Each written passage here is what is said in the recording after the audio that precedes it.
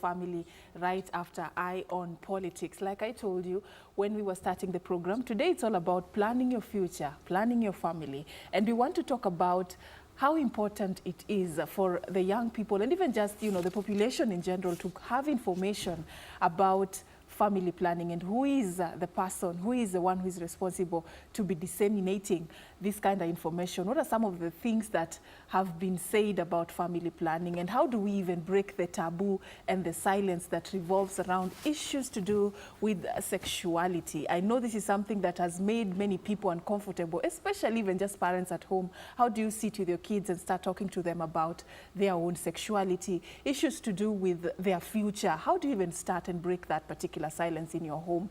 And it's important that we have this conversation. If going by what the trends are telling us is anything to show what is happening, I would share with you something interesting about a report that was done by UNICEF. Actually, they say that 200 girls who are aged between 15 and 19 out of 1,000 give birth like on a regular basis. And if we go to the general perspective of women, 27% of women in least developed countries would admit to the fact that they had their first child before the age of 18.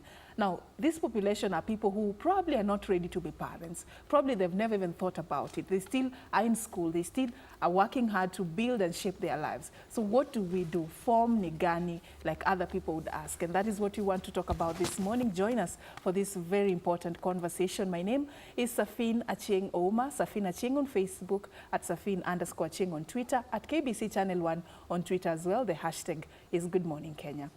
Now I'll introduce my panel for this show. I'll not be having this very important conversation alone. I have a panel of 3 guests. I'll start from the familiar face that we know, Fred Abok. Thank you so much for joining us.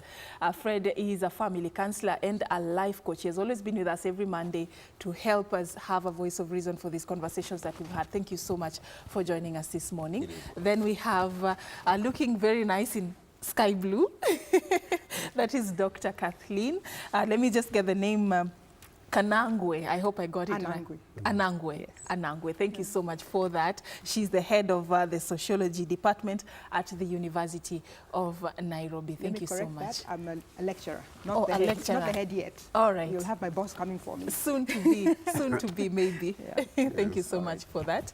And then we have, we all know him, Reverend Timothy Njoya. Thank you so much. It's such a privilege to be hosting you this morning. Karibu sana to the program. He's a human rights activist and also a religious leader. I'm becoming very careful at saying that because that is what I've known for a very long time. Yeah. A very strong religious leader in our country. Thank you so much for coming to the studios this morning just to share with us your insights, all of you, about this very important conversation. Let's begin by, sharing your own image of what you see in Kenya in terms of the rates of unwanted pregnancies. Let's start there. I'll start with you, Kathleen. Just tell me, where do you think we are at as a country? What do you think is happening? If you look at the statistics, we're not at a very bad place. Yeah. We're not at a very bad place in terms of reproductive health. A lot of knowledge exists. Young people know what they're supposed to do. What they don't know is how they're supposed to do it. So there are a lot of disconnects in terms of information and what do I do with it or how do I package it then. So the worrying trends then come with the why and where they get the information from. We're also seeing other emerging trends. If you gave an age frame of 15 to 49. Among the working bracket, those who have left school, you also see women now becoming changing in terms of reproductive health. Women know more about their reproductive health, and I'm just giving a positive picture first, know more about their reproductive health, and they want to control it. They want hands-on. They want to be the one saying, this is what I want to do in terms of reproductive health. So the knowledge is there. However, when you look at, I'm just going to go to contraceptive use. If you go to contraception, you then find we have a 66% prevalence rate in terms of use, which is also not bad. It's not less than 50%. Okay. And those are the stats we have so far. Our families are becoming smaller. We now have 3.9 number of children in terms of the number of children a woman can have or is having is about 3.9, down from 6 point something in the 80s. And so you can see the direction we're moving in is lower population. Okay. But in between all that, perhaps the discomforts we have are, do people know what to do, when to do it, and how to do it? Okay. So, so the technicalities. There's a gap there. Yes, yes. There's a lack of information. Lack of those information. important yes, aspects. and that has to do with literacy. It has to do with perhaps income. It has to do with the stories we hear. And we must now remember, in having this conversation, we're in a globalizing world. Information is moving very fast. So if we hold on to tradition, sometimes they're overtaken by events. And so we must find a way of balancing the two, where you have healthy, happy individuals, whether it's men or women at the end of it. Okay. Yes. Fred, I'll come to you before I go to Reverend. There are people who are of the opinion that, why talk about family planning? In as much as you also wear the hat of a religious leader, and I want to go there, Kidogo. Tell us a bit about why it is important for us to be having this conversation. Why is it important for us to be thinking in that direction? Some have even said it's Western culture to be planning our families. As Africans, you're supposed to just give birth as much as you can, have as many kids as you can. I don't know what you think, Fred. Yeah, of course. Thank you so much for this point. It's important to understand that, of course, proper prior planning always prevents circumstances that are, disorganized in our family. So it is necessary to plan, and you need to put a prior planning on what you are actually going to get, because it is one thing to bring the children to this world, but it's also another thing to take care of them. And even the Bible encourages us that a man needs to take care of their family. And now, you can only take care of what you can be able to afford, not what you cannot afford. Of course, it is also important to understand that children come from God, and it's the Lord who gives the children. But of course, God gives the children by our acceptability. Now, we need to create a platform that will make these children thrive, to become who God has ordained them to become, rather than they actually find on an environment that they cannot be able to sprinkle forth, and they not be able to come forth to bring what is expected of them. I appreciate that we have street children. I appreciate that we have vagabonds, out. But this is a trend that if we have a proper planning, can actually be able to be eliminated. And we can be able to have children who are actually growing within an environment of success, but also an environment of thriving. Children who are well brought up, not left to grow. Yes. One time I was having a conversation here, and I was told there's a difference between bringing up your children and letting them grow like weeds. Survival mentality. Yeah. Okay, Reverend Joya, what do you think? Should we just go ye and multiply and fill the world? What do you think? Where do you stand on this particular conversation? Reproduction, as you know, is a biological necessity. Yes. It's not, if it's a biological necessity, if animals, they do not produce what they cannot provide for. Rats don't reproduce during famine, or mosquitoes don't reproduce during winter. Neither. That's an interesting way of looking at it. Yes, they don't. So it's a biological. Planning is not really always deliberate, because an educated woman, a professional businesswoman, will not have more than 2 children. Not because she has planned the children, she has planned her life. You see?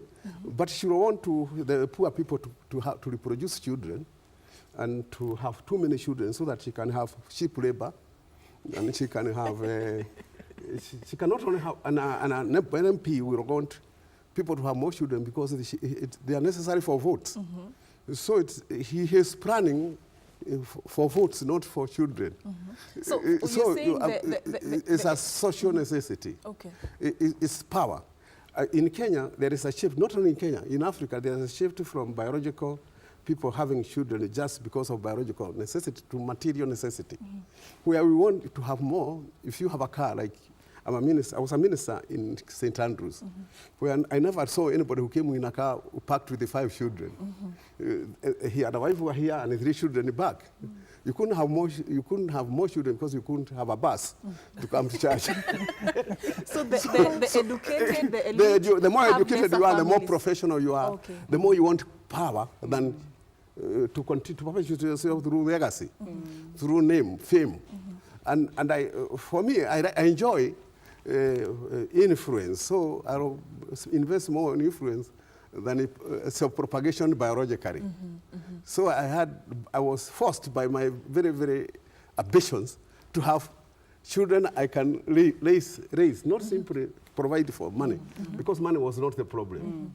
Children I can develop myself, become national, international, and without distraction by having children whom I cannot do that and take care of. So I'm not only, as he said, money. It's not only money and providing and material, because there's no attorney general who has 10 children. Because they could not have, or president in Africa who has 10 children. Depends on whether they're male or female. Whether they are male or female, they couldn't have more children, because to reach those levels, it was an unconscious planning. That you are planning part of the family as the whole package of the life planning.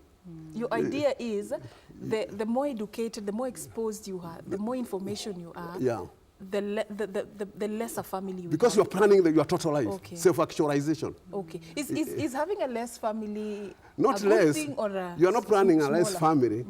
You are not planning a less family. You are planning your life. Okay. In a way you can cope, continue, perpetuate yourself, create a legacy. Like if you are a patriarchy and you have 3 girls, you will have more wives to have looking for a boy, because you want a boy to inherit you. That's patriarchal system. You can have even 9 girls still looking for a boy. A boy. In that sense, you are not satisfied because you are, as a psychologically, you are a patriarch, and a patriarch means male. It doesn't mean human being. You are really an oppressor in that you are dehumanizing you are dehumanizing girls by thinking that they are not competent, they cannot inherit you, they are not human, they are inadequate, they are short of humanity. They are not reflecting God's image. You are thinking that you are God. You have to be reflected by a male genital problems. Okay, but I'll come back to you, Reverend. But then let's shift. Let's talk about where we draw this information from. What is it about our society that inspires us to have that information about the size of the family and even issues to do with the gender? Where do we get this information from? And is it the best place? Let me just step a little bit behind and also back a little bit and just say that in the conversation we're having, some realities we must remember are our own realities, where we've got a class system. We can quickly divide it into an upper class and lower class, and that's why you see Reverend bringing in those ideas of who is doing what. Then there is also education, which gives us the strata. So the people who are more educated and less educated are there. Then we've got the rural-urban. Okay, the woman in the rural area would not be speaking the way we are speaking. She doesn't have as many choices. So back to your question, where you're saying, where do we get this information from and so on? It depends again on who. The older Kenyan, perhaps 40 upward, is getting information from a very, very different place than the youngsters, which is our concern in the Form Nigani scenario. So the 15 to 25-year-old is getting information from their peers. Peer is the first place you go to and you listen to, and so they'll tell you all manner of stories from there. And so you've got the peers, then you've got the other socializers like the church. Those who go to church will get it from the clergy. And so many churches have made an effort to have a youth minister to speak to that. And they have both male and female to make sure that you're reaching out to both.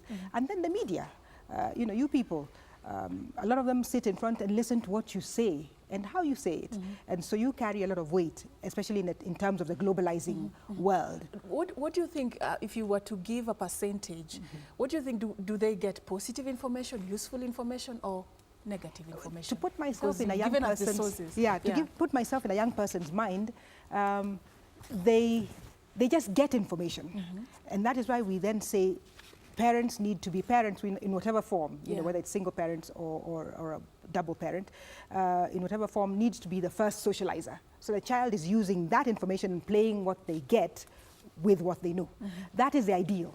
It is not what happens. Usually you have a child listening to information, and it may be the first information they're receiving. Let me just use the example of contraception as a word. They just see it as a word. If I may use the word condom, that's just a word. They don't necessarily know what it does and so on. And so they're waiting to hear what we would say is right or wrong. And so the platforms need to be more careful in presenting that information. So we have both good and bad information that the young people are exposed to. Yes. So the thing we need to do is to find a way in which they can actually filter this information and get what is useful. Yeah, and the word becomes responsibility. I want to understand, first, before we go into the nitty-gritties about, you know, how the young people fit into this conversation, why should we be talking about family planning? Let me first of and all, the young let's people put in it to the her in the same sentence? about contraceptives, condoms, all those things. Those things comes in order to fight against biological opportunism. Because you want to do sex and you don't want children, you have those things. God uses biological opportunism. When you have sex, you may get pregnant. To give people children, God is an opportunist too. You give your children, whether you want them or not. If you want sex, you want pleasure. So I'm just saying that contraceptives, all these are interventions to deal with the biological opportunism that of necessity. When you have sex, you can get a woman pregnant. All right. And it tends to be the burden of the woman mainly. Why not boys? I don't know, unless required by law to take responsibility. Okay. So I'm saying that in order to deal with that kind of opportunism, you tell even people who are not married, which the church may not agree or agree, you are telling any children even of 11 or 12 to use contraceptives to control that opportunism. All right. And I think I was presenting it as I was presenting it as information. Information. Yeah. And I want us to put in mind out there that the program is for general viewing. So this information actually is getting to every person out there. So even as we talk, because yes, we're trying to break the silence. Even as we talk about these issues, we want to break them down in a manner that even that young child somewhere can be able to understand because they need information. But then how do we tailor it to that young mind? And my next question was, why should we talk about something like family planning to the young people? Basically, some that are not even married. We come from a culture that for a very long time has been very strict on issues to do with chastity before marriage, issues to do with, you know, abstain. But then there is also the other tricky balance of there is reality. We've seen shocking figures about how our young people are increasingly becoming sexually active. So why should we talk about this with the young people in the same sentence? I think to bring it out is responsibility is non-negotiable. Yes. When it comes on to responsibility is an information that needs to be well laid up ahead of time so that you actually get onto why yourself onto it. But also the other element is information need to balance up with the moral. In that where there is more information and there is on the other side a moral degradation, what we will be doing is not a systematic engagement to be able to cause on planning, but a crisis management. In that you will actually take on what you know to be able to fix in a crisis that you have actually failed to adhere into morally. Now, it's necessary to talk about family planning so that people be on their way that, you know what, choices have consequences. And when you make up a choice, you need to actually be ready to live with what is undertaken. And you know, God has placed it in a system that things just don't coincidentally happen. They happen as a result of an act. And this act can actually be controlled either by ourselves or through a system of a knowledge that we can actually be able to adhere to. And that's why it is important to give information, both to those who are engaging themselves and those who are planning, who are already in it. Okay, so it's important for the young people to have as much information as they can about family planning. But still, there is that challenge of, it's still a taboo. In fact, talking about issues, sexuality in our African setup is still a taboo. It's still silent, it's still like, parents don't even know how to start. How do we deal with this? Let me jump in there. And I often tend to think that when we say in the African tradition, it is a taboo, I would think not. Remember, in the African tradition, if you look at the structure, the grandmother, what was the role of the grandmother? That was her role. She really then talked about that to the young girls, and the grandfather to the young boys. So nobody sort of came into it by surprise. They did plan. The African tradition was not an unplanned, confused thing. I think that is something somebody wrote somewhere and people read and they insisted that is what it was. It was really very planned. So planned, in fact, that polygamy was a way of actually family planning, if you look at it critically, and I think anthropologists would agree with me there. So what Rev has said here, is basically age appropriate. Okay. Information that is age appropriate. Okay. So that in our schools, to children who are still up to class 8, this is what we're telling them in terms of the need to plan. Okay. When you get to high school, the high school children also know that, you know, as you plan for your exams, you could also plan for your life in this way. And life means reproductive health, where reproductive health is not just about contraception and family planning as such, but this is my body, what does it do? What goes on with it, and what are the boundaries, you know, what the pros and cons. And when boys know that and girls know that, then you have a more, you know, healthier lives, so to speak. And so beyond that, you come to the university where all these hormones are going. You know, we sometimes talk like conservatives as if, you know, sex is something negative. If we start looking at it as this positive thing that can be discussed, then dinner tables will have that conversation. Okay. It is not necessarily something that people whisper somewhere. What we do and what I understand is we talk about it, but with a lot of fear and threats. No, we talk about it to manage crisis. Exactly. With a lot the of ending. We talk about the ending. Damage control. Damage control, rather than the being aspect of it. And I've always said on this show, as a fan, that sex can actually be discussed at every level, based on the understanding of that particular person. You know, it is important to discuss with a young person on their identity, their sexuality, their difference from the other person. And then, you know, what does it take? And you know, on another stage is how do you react to some elements? And remember that I said on some time back that the information that you do not give, someone outside there will want to give it contrary. I like the word she has used, age-appropriate information. Yes. So this information is needed at any stage of life, but then you go breaking it down depending on the age of the child. Reverend, now let me ask you, as we give this information about planning life, what are some of the fundamental issues that a young person or just somebody needs to know about planning their life? You see, I told the young people, the last time I preached to high school girls, I told them that you are at the age of fertility, you know, you want to sex for pleasure's own sake, as an end in itself. But I told them that for boys, that is the same, but they have no consequences. But you have that pleasure. I don't moralize, like many people would do, or religious people would do, come with threats, morality, immorality, spiritual. And I just tell them the consequences, which girls would face if they did sex. Then I tell them, there are women, if you want to pursue a career, you don't need sex or husband. Careers women don't like, even they think women, husband and children are bother. That is a topic you see, that is quite debatable. It's a very debatable, but because I've seen it. Yeah. I've been in the university, I've seen career, our competitors. They compete for power and control, not for, they don't compete to self-actualize themselves through other people. Children are other people. You know, children are second person. They are third party. But a woman wants to actualize, self-actualize, to pursuing a career and to succeed in business, to succeed in being an executive.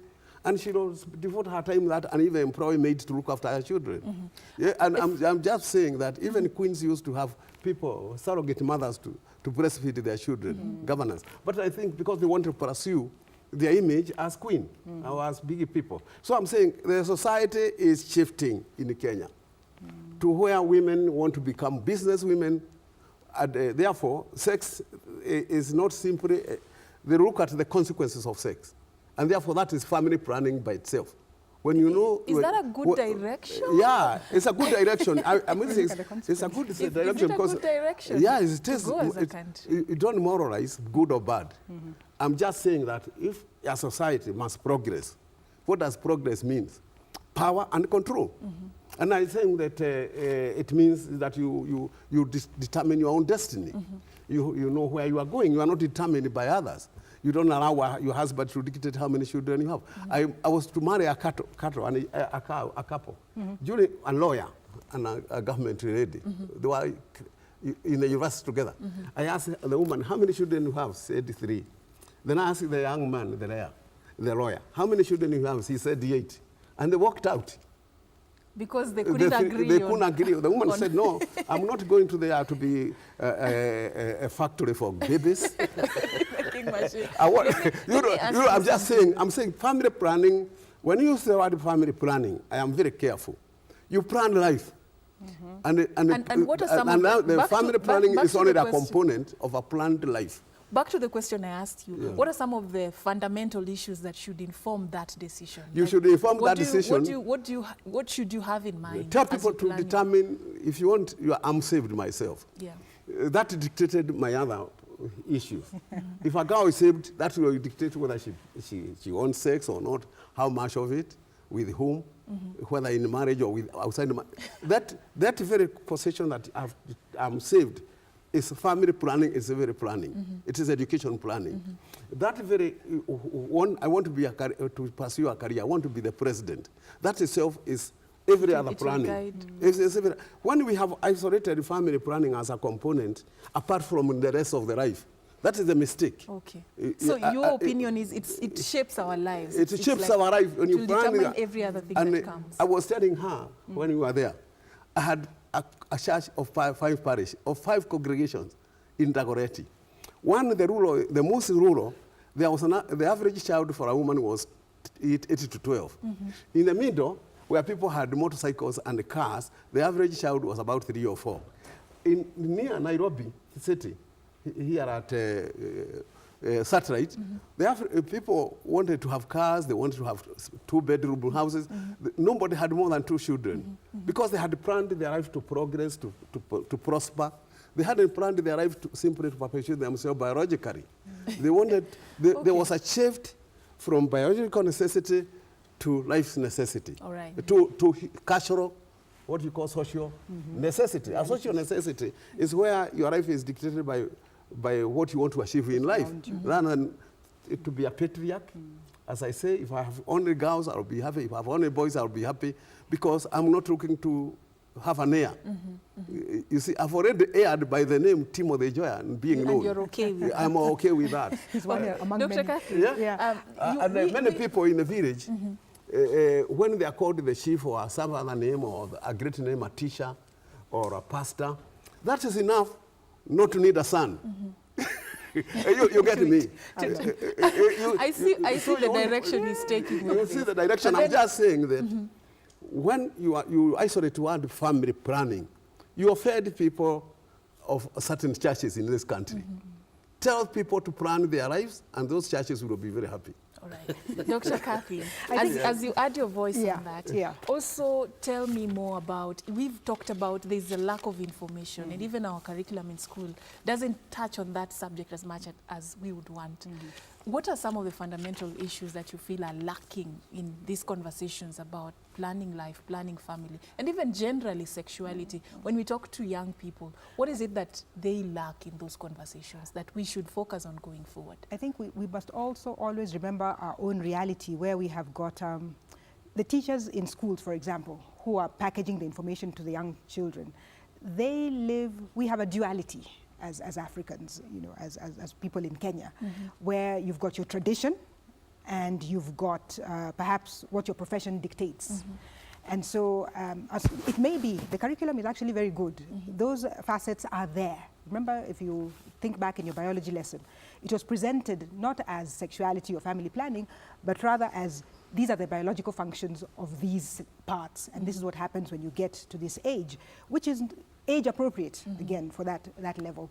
So what is missing right now is what perhaps Reverend Joya was trying to allude at, a comprehensive, integrated approach, where everybody is giving voice to that particular issue. So we're not saying different things, but we're actually saying the same thing. And so perhaps what you'd ask a sociologist is, where would it begin? And we would say it begins at home, whatever home can look like, because we've got many ways in which home can look like. So it would be the dinner table, the fireside, where the parents must be the ones to begin the conversation. You don't wait for the questions, you actually provoke them. And so you create a two-way, and I don't want you to sound very middle class-like, because even the lower class, you'll find parents who have very good relationships with their children in terms of information exchange. We come back to the knowledge and information. The information you give your children at age 5 is really what carries them on over to their teenage years, and you'll agree with me. That's true. And not in terms of right and wrong, but this is what happens. This is what then, these are the choices you have. Yes. We're moving into a choice world where our children have more choices than we have, even if you wanted to talk about family planning, and therefore they know they need to plan. Children know. You'll find children in kindergarten laying out their toys because they need to plan before they begin. It is not just this haphazard thing. So planning is fundamentally becoming a necessity to survive. For parents who think, or not even just parents, for people who think that talking to young people about family planning will generate a lot of curiosity and there's an option. Oh, which is good. Which is good. What do you say? Which is good. I think the more questions we can have from the youth, like it's the going better. to cheapen. Yes, no, it won't cheapen. We sometimes forget the role of medical practitioners, doctors. And I can assure you, you as a young person walking into any doctor's office and asking, this is my question, you will find a doctor ready to listen to you. And they know it as a sense of responsibility to that young person. So, like you say, it wouldn't cheapen the conversation because what you're giving is information that they need for that moment. In the Western world, they've gotten to a point where family planning is actually seen as a human right. Like once you're 18, you have Younger every than that, right. actually. And it's even in our country. But in the Western world, they don't use the word family planning. I've lived in America for 8 years. I've never heard the word. I've been in Asia. They talk about reproductive rights. Yes. They talk about that neutrality. Because they are not talking of their family, because they are talking about life. Not everybody wants to have a family. But they must plan their reproductive health and other things. So, with the moment we confine this, we are very family-centered, we Africans. That's why the word family planning is so big. But we are not talking about family planning. We're talking about sexual reproductive rights of a person. We are talking about how you express yourself as a man or a woman, how you relate with the society. But I'm saying the more we talk about family to a child of 15 who is not conscious of, who is not planning family, whose interests are to relate with others, with the peers. That's not family planning, it's peer planning. Okay. But I'm saying, let's remove let's learn away from this word, family planning, to teach a child a comprehensive life. And I do teach myself in my church. I teach Sunday school about what you are calling family planning, about sex, about life. Okay, so it just depends on the language you use. Or the language family to a child who is not planning to get married or to marry. It doesn't make any sense. Yes, that's true. Yeah. I think the family is the end spectrum. Let's not talk about family to children of primary and high school, because they are not having a family. They don't have that. Family is a career, it's a profession. Some of them may not be interested whether they are family or not. Let's talk about sexual reproductive health of a child. How you manage your sexuality, how you manage your life, what you want to do. So I'm saying, myself, I got saved when I was 15 years. Wow. That was family planning by nature. I like how general. I'm saying that. Why would you have come to tell me to get saved and then do family planning? That would have been a waste of time. So I'm saying, and I wanted to be educated, and I was pursuing career education. That was family planning of itself, because I was not planning to have a wife. I wanted to rest me. Girls didn't want to associate with me because they knew I was not going to stop school to marry them. So choices you make about your future, your ambitions, they all add up to what you are calling family planning as a moral aspect of your life. So if we are to look at it that way, then it wouldn't be so hard to talk to young people about it, if you were to look at it in a general perspective. But then, Fred, there's also this way that we have been doing it. What we are told is something that is supposed to create a lot of fear in us. To fear, boys are bad, don't mingle, people avoid engaging in sexual activities, not because they understand the whys and the nots, but because they fear and they've been told about the harsh and the negative aspects of it. What do you think about that strategy? I think the greatest disservice that you've actually done to the young people is the connotation that you've actually been able to connote the information that you pass on around. Because today's world has a lot of alternatives information. And if you do not give it on the right way, someone else will try to give it on the most appropriate way they think on. So it's fundamental for parenting to give on the most appropriate, simple, and adequate information based on the age that someone is. Now, for that particular matter, it's important to understand that sex is a God's gift. and you are sexually active by the fact that you are in the right position and the right plan of God. Now, managing it is a responsibility of the acquired knowledge, but also the ethics that you have actually adhered on to. And so we need to align people in that ethical responsibility of getting on to know, to understand how to deal with the gifts that they have been given on. Like, for example, when someone is getting into teenage, there are pressures that are taking place in your life. Now, the element of controlling them is to get to understand that when you take a chance to initiate a conversation or to be with a girlfriend, the chances are here. Either you'll get sick or someone will get pregnant and you'll be responsible. And so for that particular matter, get to understand it. But it is important that you can actually be able to socialize rather than specialize. You know, we should not detract young people from socializing with sisters. It's just that when you're specializing, you now need to count the cost and be responsible for the consequences that are going to come out of it. Let's look at society. And it is these conversations you're having and these questions we're asking that even birthed the Form Nigani movement. Because the young people, in as much as they exist in the boundaries of the home, at some point they will go outside, they will mingle, they will attend concerts, they will, you know, the normal activities that a young person does. What is the role of society then in this very important conversation? What should we do to make sure that when our young people are out there doing what they do best, they are still aware, they're still informed, they still get this information going forward? And who should be responsible for doing this? Who can we use to pass this information? I think when we say society, then that brings on board everybody. Yes. You know, everybody in terms of the institutions. Yes. Sociologists like to begin their conversations from institutions, and that means you're talking about religion in whatever form. You're also talking about school, and you're also talking about family, especially that interplay between those three would do the job. And then the media comes in really very strongly. But I think what we ought to create, apart from those frames existing, is the go-to people. Who do the youngsters go to if they have a question? Yes. Who would I go to as a 16-year-old who suddenly really likes this young man, and I think he likes me, and then what do we do with what we like? Yeah. You know, that moving forward, how do we create that? And perhaps that is what Form Nigani would address. I know when we say parents also, you know, children see parents as having a generation gap. We look at them and think they're very old-fashioned. What would Grandpa tell me, really? He'll be telling me he was dating under a tree. Who stands under trees? Are there any trees anymore anyway? Yeah. So we want people who look like us, who sound like us, and who think like us. And so you'd find people like Fred who are counseling become a first line of defense. You know, my dad, I told my mom this, but she shouted, what do you think I should do? And so perhaps if we saw more counselors in these institutions, counselors who are not there to correct or to moralize, as Reverend says, but rather to listen. You know, it's about listening to what they're saying, because we sometimes think when you get to that age, the next thing you want to do is you know, the activities that we're talking about. It may not be youngsters, sometimes just want to know each other, and they're interested in each other, they're growing, they've got a lifetime ahead of them.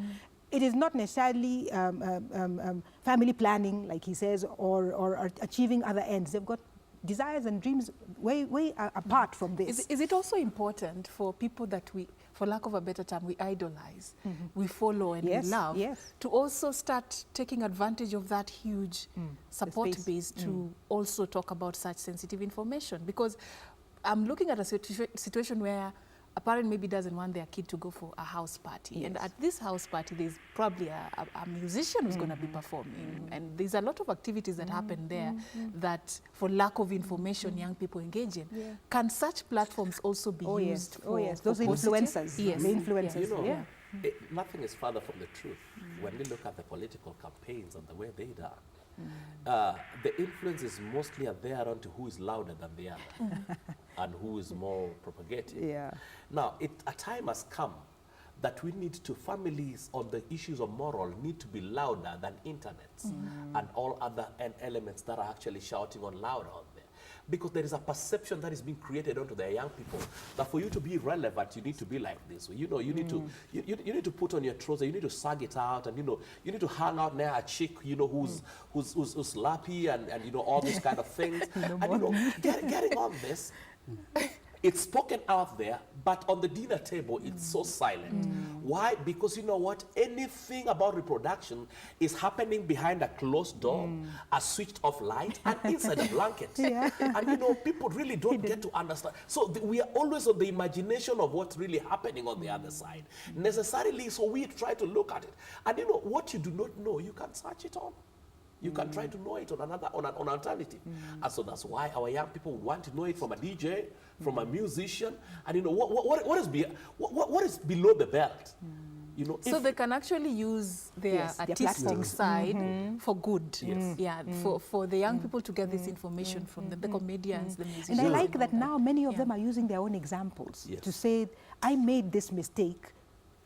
You've got a different path. You can choose differently. And I've seen many of them saying that, and I thought that is really positive. We are forgetting that sex is not learned from a packaged information. It is learned from our grandparents, the way they related with their grandmother and grandfather. It's learned how father and mother relate. So by the time a child is even 6, they already know what is expected of them if they are a woman, they are a girl, or boy. If they are boy. 6 years is putting very many experts like Piaget, the psychologists of children, that the children don't learn anything new. After they are 6, they have already made up their mind what they need to how they are dressed. You know, today we are trained, even babies like women. Even babies, you see baby being held like a woman, the dress, very expensive. Which the baby is because we are trying to, that's when we are training children to be women and to how to be sexual. We are sexualizing even them. We are not even humanizing them. We are sexualizing them to tell them like you are a sexual object. You must be attractive. To a man, you must have, before you have pheromones to spread and invite boys, you must have a lot of perfume, you know, and looks. So I'm saying we are already socializing our children. By the time they are 6, they have already formed their mind as to what sex is and how they live. The only thing is that they even played. I was teaching Sunday school, and I saw to white children, and I saw a white boy lying on a white girl. And when I told the parents, they said, no, they need to learn that. I told the parents, I thought I was bringing my African values. That was in Philadelphia. I was bringing my African values. That is inappropriate behavior for a boy of 7 or 8 to lie on. But for the parents, that's play. By the time they are 14, they'll have learned it's normal. But now here we mystify sex. But it becomes mystical. Yeah, you're speaking to the contradictions we are living today. You know, the other thing is, this is in a scenario where you've got parents in the house who have the ability to talk to their children. But let's look at our lives now. The time you spend at work is actually more than you spend with your children.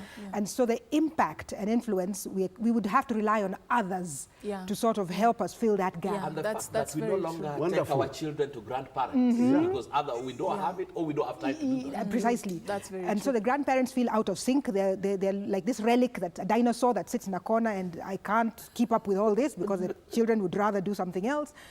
Perhaps we need to recapture that, to breathe into this conversation and give it some kind of traction. Sex is real. It's not mystical. We mystify it, we moralize it, we sexualize it, what actually it is, what it is part of us being human. It's part of it. Unfortunately.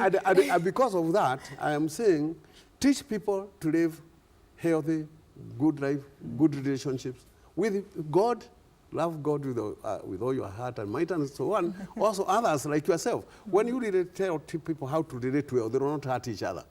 They will not, a boy will not want to make a girl pregnant without, we don't know the consequences of what he does. Right. But that one should be learned even by the time you are 12, you have learned what are the consequences of your behavior. Right. But now when we mystify sex and they grammarize it, and they sing about it, language. And they sing about it, and they dance about it, dramatize about it. The songs are there.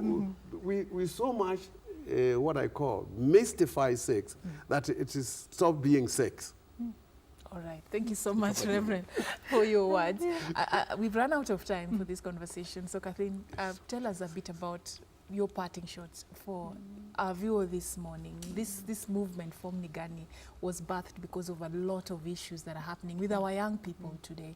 In case there is a young person who's been watching and they're battling with this issue, probably they're in a relationship, they're being coerced into kutojipanga, you know. What do you tell? You know, I think I would want to say, to first of all laud the Form Nigani initiative. I think it is noble. The idea behind it is noble, and it's long term. From what I can see, it's not something that you just discuss and to fizzle out, because it's what we're living today. I would tell my message to young people would be: society is willing to listen. Do not suffer your ignorance. And I think this goes to the spectrum, even children or young people in rural areas, that there is always somebody willing to listen. We need to teach our children to communicate and to talk.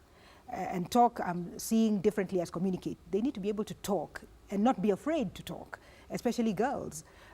This is what I'm struggling with. If your parents are not available, I'm using the word available because of our realities of work, find somebody you can talk to, and even grandparents are relevant. So let's look at what is in our African structures that is good, that we can still use within the Form Nigani conversation. Thank you. Yeah. 20 seconds. I think for me, whether we call it family planning or life planning, it is necessary and inevitable for us to get to understand that our choices determines the progress of our lives. So the faster and the earlier we enhance the information that we get, so that we can be able to propagate the positive aspects of life, will be better for our future. And for parents, information is not a choice. It's a mandatory that we have to give out there before someone give an alternative information. All right. And it'll be right with us. Thank you so much. Thank you so much, all of you, for creating time for this information. Of course, like they say, it's a conversation that cannot end here. It's actually something that going forward we should embrace. When you ask yourself, Form Nigani in this generation, Form Nikufunza the young people about these very important issues. Let's create platforms and opportunities for us to have such conversations. And it can start today, right after watching this program as a parent at home. You can take advantage of this conversation and just start some conversation with your child or a young person in your care, and start asking them a lot of questions and answer the questions that they could be having. And you can go and build a very good relationship that will allow them make better decisions going forward. My name is Safina Chengouma. On that note, we've come to the end of the program. Keep watching KBC Channel 1. There is more that we have lined up for you. For now, it's a wrap from the Good Morning Kenya team. Thank you so much. You're welcome.